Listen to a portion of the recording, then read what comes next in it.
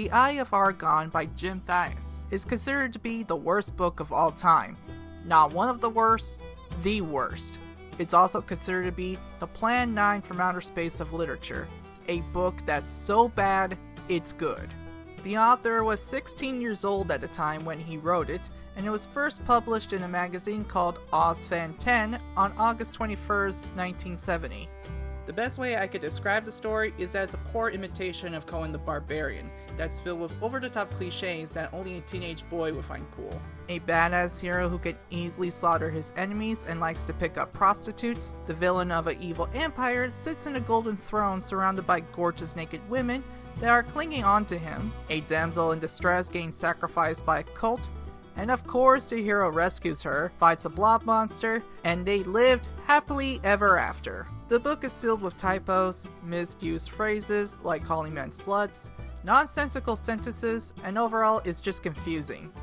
I don't know why there's a chapter 3.5 when it just could have been called chapter 4.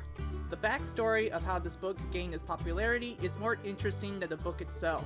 After its publication, science fiction author Thomas N. Scorsha, who wrote The Glass Inferno, came across the story and thought it was hilarious. He sent a copy to another American writer, Chelsea Quinn Yarbrough, who wrote Messages from Michael, and she made copies and gave them to her friends. Then her friends made copies and gave them to their other friends, who also made copies of their own, and so on and so forth.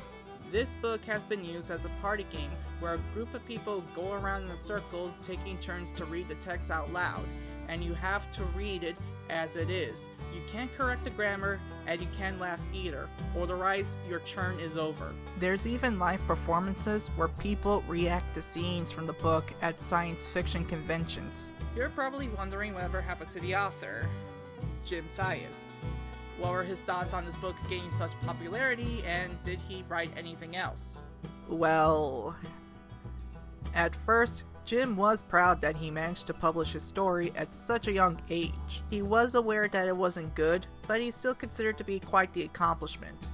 But later on, when The Eye of Argon became more popular, people would ridicule him to the point that he never wanted to write ever again. It's a shame because the guy was only 16 years old and didn't have any writing experience.